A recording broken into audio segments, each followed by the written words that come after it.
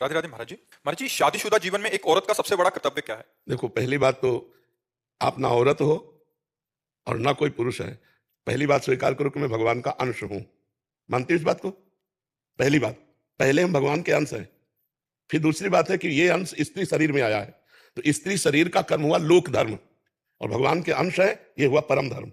परम धर्म का पालन करते हुए, भगवान का नाम जप करते हुए, अपने परिवार और अपने पति को भगवत स्वरूप मानकर आराधना करना, यही एक स्त्री का परम कर्तव्य है। जैसे सास ससुर है, उनमें भगवत भाव करे, देवर नंदरानी जो भी है, ये सब भगवत स्वरूप है। लड़ाई झगड़ा कलह अशांति तब होती है जब हमारे अंदर भेद बुद्धि होती है। जब भगवत बुद्धि होती है तो सब प्यार भरा जीवन। और जब हम सास ससुर की सेवा करेंगे, अपने पति के परिवार को प्रेम देंगे, तो पति अपने आप अधीन बना रहेगा। अगर पति अधीन बना है और परिवार की भगवत स्वरूप से सेवा हो रही, तो आप खुद देखो, ये लोक आपके लिए परम सुखमय हो जाएगा। और परम धर्म भगवद अंश, नाम जप कर रहे हो, इसलिए आपको भगवान की प्राप्ति होगी। लोक परलोक दोनों आपके मंगल में हो जाएंगे यदि नाम जपते हुए भगवत भाव से अपने परिवार की सेवा करते हुए उसका फल अपने पति को प्रसन्न रखना। पति की अधीनता, पति के सुख के विषय में चिंतन करना कि हम कौन सी चेष्टा करें जिससे हमारे पति को सुख मिले, यही स्त्री का परम धर्म है।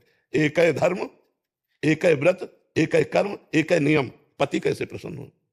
एक है धर्म कर्म व्रत नेमा, काय वचन मन पतिपद प्रेमा। शरीर से, वाणी से, मन से हमारी चेष्टा पति के चरणों में, वो प्रसन्न रहे, वो सुखी रहे। अगर ये हो गया तो लोक परलोक दोनों बन गए।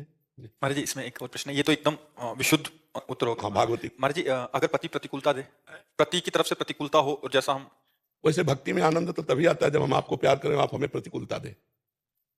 आप अनुकूल रहे तो फिर प्रेम का क्या। अगर आप प्रतिकूल हो फिर हम आपको प्यार करें तो हमारी भक्ति जोरदार की हो गई, नहीं हो गई। अगर हम ये सोचकर भक्ति करें कि ईश्वर हमारे अनुकूल ही चले, तो बहुत कमजोर भक्ति रहेगी। और जब ये सोच के चलेंगे कि आप हमें दंड भी देंगे, प्रतिकूलता भी करें, प्यार का मतलब समझते हो? हम जैसे आपको प्यार करते हैं और आप सभा में खड़े होकर दूसरे को प्यार कर रहे हैं, आदर दे रहे हैं, हमारा तिरस्कार कर रहे हैं, फिर भी हमारे हृदय में आपके प्रति प्यार भाव बना रहे, उसे प्यार कहते हैं। ये प्यार कौन करता है? उपासक के सिवा थोड़ी कोई कर सकता है। भगवान ने वामन रूप धारण करके बलि से 3 पग पृथ्वी मांगी।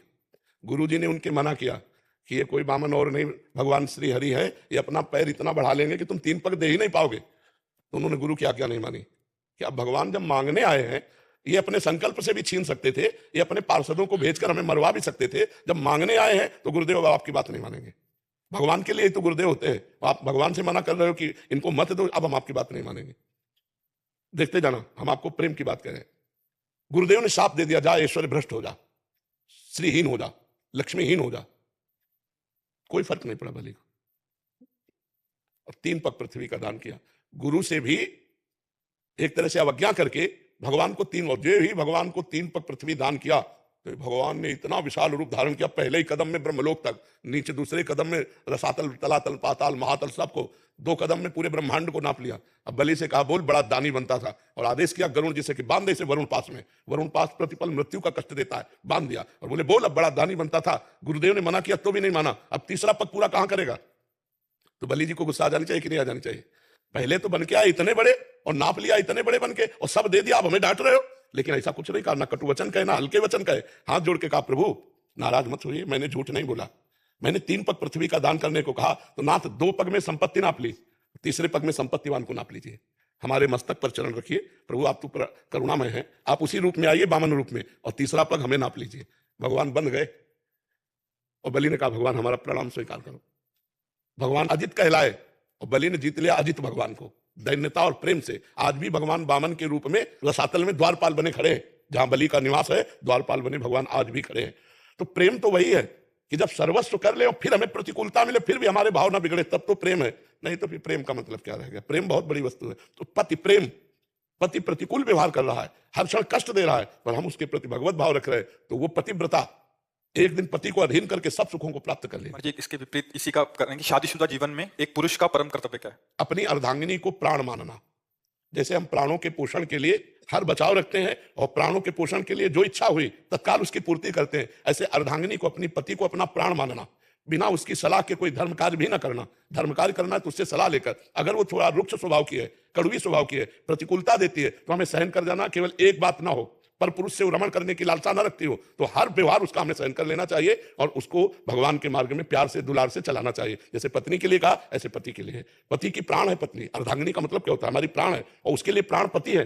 दोनों जब ऐसे प्रियता से चलते हैं तब धर्म का निर्वाह हो जाता है और भगवत प्राप्ति के योग्य बन जाते हैं। और महाराज जी, एक पति पत्नी को अपने बच्चों के प्रति क्या कर्तव्यों का मुख्य पालन करना चाहिए? हाँ, पति पत्नी को बच्चों के प्रति ऐसा कर्तव्य पालन करना चाहिए कि भगवान ने हमको ये बहुत बड़ी सेवा दी है। जैसे हमारे माता पिता ने हमको स्वस्थ किया पढ़ा लिखा करके और ये हमको सतमार्ग दिया, ऐसे जब तक हम अपने बच्चों को पढ़ा लिखा कर पुष्ट करके और उनकी योग्यता के अनुसार उनका ब्याह आदि करके उनको अपने व्यापार नौकरी आदि में सरसब्ज न देख ले, तब तक हमारे लिए और कोई धर्म कर्म तीर्थ यात्रा नहीं है।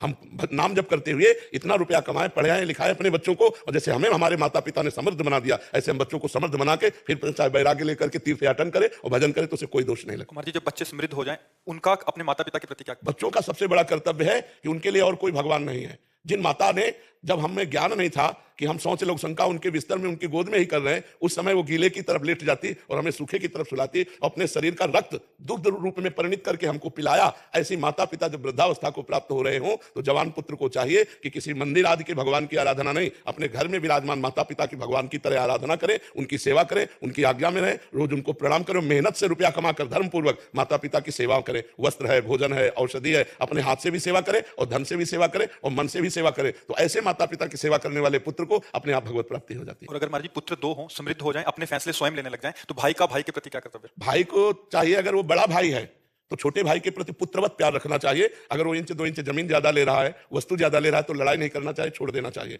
छोटे भाई को चाहिए कि बड़े भाई को पितृवत मान करके, जैसे पिता के साथ बर्ताव करते हैं ऐसा बर्ताव करना चाहिए। बड़े भाई को अपने छोटे भाई के हिस्से का एक दाना भी एक्स्ट्रा नहीं लेना चाहिए। अगर छोटा बड़े भाई के हिस्से को ले रहा है तो उसे पिता के समान अपना पुत्र मान करके उसे दे देना चाहिए, लेकिन बड़े भाई को छोटे भाई का हिस्सा नहीं लेना चाहिए। छोटे भाई अगर बड़े भाई का कुछ हिस्सा लेते हैं तो दया और दुलार करके दे देना चाहिए, तुम छोटे हो जाओ। और छोटे भाई को चाहिए कि अपने बड़े भाई को पिता के तुल्य मानकर उनका आदर करे, कभी उनका अपमान न करे। तो ये भ्रातृ प्रेम परिवार को सुखद और उन्नतशील बना देगा। जी, एक भ्राता का अपनी बहन के प्रति क्या कर्तव्य होना चाहिए? बहन के प्रति भाव ये रखे कि जब तक उसका ब्याह ना हो तब तक उठते बैठते चलते फिरते हर समय बहन की सुरक्षा की भावना रखे, कभी उस पर वो कोई दोषारोपण ना आने पावे।